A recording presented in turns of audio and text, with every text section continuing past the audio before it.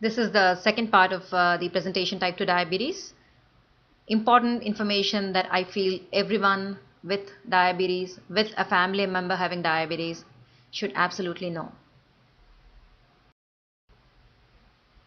So what are the symptoms of type 2 diabetes? In most cases, remember that there will not be any symptoms. I mean, the only way you can find out if you have this condition or not is if you get the test done. And we've talked about the tests in the first part of the presentation.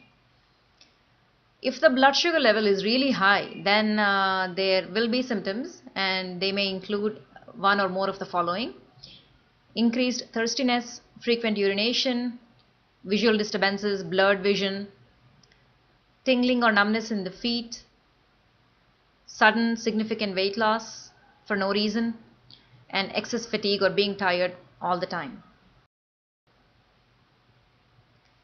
What are the complications? We all know that diabetes can lead to many complications. There are a lot of complications that can result from uncontrolled diabetes. And good control versus poor control there is a huge difference between the two. I'd like to ask you a question. Can you name the organs that might be affected from diabetes? Better yet, name the organs that are not affected by diabetes. You get my point, right? Heart, circulatory system, kidneys, eyes, nerves, brain. These are some of the main organs affected, but diabetes can have an effect on pretty much all the organs in the human body. We will discuss some of these issues in more detail in future topics. How to manage this condition?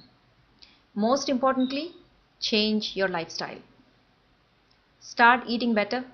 Once you are diagnosed with diabetes, make sure that you consult a dietitian, a nutritionist to get information regarding the optimal diet. Be proactive. Try and be active as much as possible. And take the right medicines by consulting a competent physician.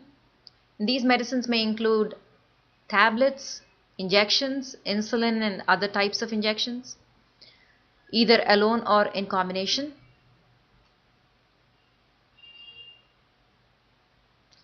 And with regard to lifestyle, I've gone into great detail in the pre-diabetes topic about the changes that you will need to make. Please review that topic. By managing your diabetes well, keeping your blood sugars under control, you will reduce your risk for complications significantly.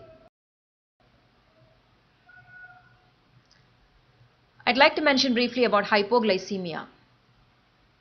When your blood sugar level is lower than normal, we call it hypoglycemia, and typically this level, if it's less than 70 milligrams per deciliter, that can be considered as hypoglycemia.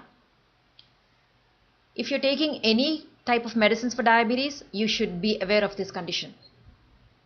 Some of the symptoms of hypoglycemia include increased sweating, lightheadedness, giddiness, feeling anxious all of a sudden, palpitations, fainting, and even coma.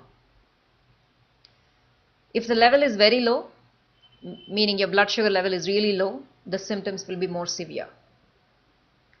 You will need to talk to your physician about hypoglycemia management if you're taking any kind of medicines for diabetes, and this is extremely important for you to know and understand, and what to do in case of this kind of a situation. Please talk to your doctor about it. I've mentioned this over and over again. Lifestyle is the key for controlling your diabetes well. Leading a healthy lifestyle is of course extremely important. Eating healthy, staying active, getting rid of alcohol and tobacco, and reducing your stress level. So for staying active, taking more steps throughout the day, inside the house, walk around more. When watching TV, don't sit on the sofa all the time. Get up and move around. Climb stairs whenever possible if you are able to. Try to stand more and sit less. Take walking breaks at work. And make sure that you walk for at least 30 to 45 minutes every day. or do another form of exercise every single day. Reduce your stress level by practicing meditation, practicing yoga. Consider no TV days. I feel that this is an extremely important step that you can take for improving your overall health and well-being. You will notice that watching no TV means a lot more free time that you can utilize for doing other activities that you may enjoy even more. And whenever possible, wherever possible, go for a walk outside, look at nature, and enjoy that. How to know if my diabetes is well controlled or not? Hemoglobin A1C, also known as A1C or glycated hemoglobin, is perhaps the most important test for finding this out. We've talked about this test in detail in the first part of this presentation. You may want to review that one more time. If your diabetes is well controlled, the level will be less than 7%. If it's not that well controlled, then the level will be between 7 and 8%. If your diabetes is poorly controlled, then the level may range anywhere from 8 to 14%. Keep in mind, and this is extremely important to know, that fasting and post-lunch blood glucose tests are not enough for finding out about the level of control. A lot of times you may just do this test, and if it's normal, think that your diabetes control is adequate, but that may or may not be true. You will want to get this hemoglobin A1C test to find out for sure. So if the level of hemoglobin A1C is high on a fairly regular basis, it means, for one, that your diabetes is not well controlled, and secondly, that you are at high risk for complications because of that high circulating blood sugar. Your doctor should recommend this test, and he or she should give you advice regarding how to improve the level.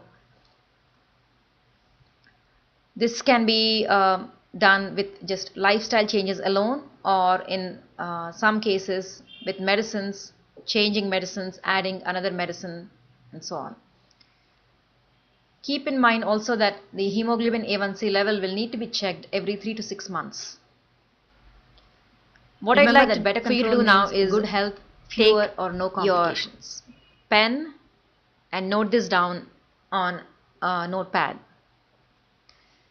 Everyone with type 2 diabetes should have the following. First, your weight and height should be checked periodically. Waist measurement is extremely important to know. This will give us information about the presence of excessive visceral fat or abdominal fat, which is a very strong risk factor for heart disease and stroke. Your BP should be checked every 3 to 4 months, and the reading should be less than 130/80. Hemoglobin A1C, I already mentioned in the previous slide, needs to be checked every 3 to 6 months, and the target should be for level less than 7%. So you get this checked, say tomorrow, and your A1C is 8.5, indicating poor control of your diabetes. You talk to your physician about making lifestyle changes. Your physician adjusts your medicines. You get this level checked in 3 months and notice that it came down to 7%. That indicates an improvement. So that's how you monitor your control. Lipid profile, fasting lipid profile will need to be checked at least once a year. And the target for LDL cholesterol or bad cholesterol is less than 100. And for triglycerides, it's less than 150. Urine microalbumin, this is a spot urine microalbumin test, which will need to be done at least once a year to assess for any kidney damage from diabetes, and the level should be less than 30. Your eyes should be examined by an ophthalmologist once a year, and this should be a dilated eye examination to assess for any changes from diabetes in your eyes. In other words, to look for retinopathy. Foot examination by your physician will need to be done at least once a year, and you should check your feet at home every day. And of course, you should go see your doctor on a regular basis and get other tests as and when considered necessary by your physician.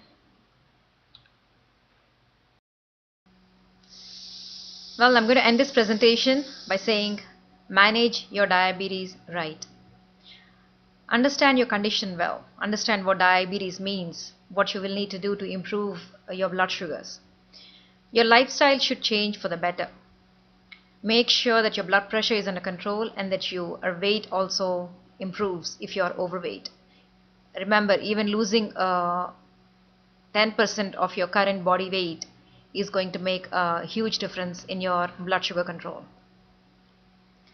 And be familiar with all the tests that you need to get done regularly, and do have them done as advised.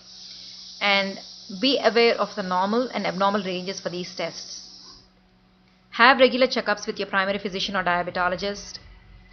Get foot examination once a year by your physician, and make sure that you check your feet daily at home. I'm sure people with diabetes will understand why I have mentioned this as an important aspect of diabetes care. Feet, the nerve supply and the blood supply to the feet is often affected when the blood sugar levels stay high. This in turn may mean losing touch sensation in the feet, developing burning sensation or numbness in the feet, or developing foot ulcers, which heal very slowly. So examination of your feet on a regular basis is extremely important. And make sure that you get your eye examination, which is a dilated eye examination, to make sure that you do not have retinopathy at least once a year. So this is it, folks, for this presentation, and I hope you've gained enough information to manage your diabetes right. Thank you for watching.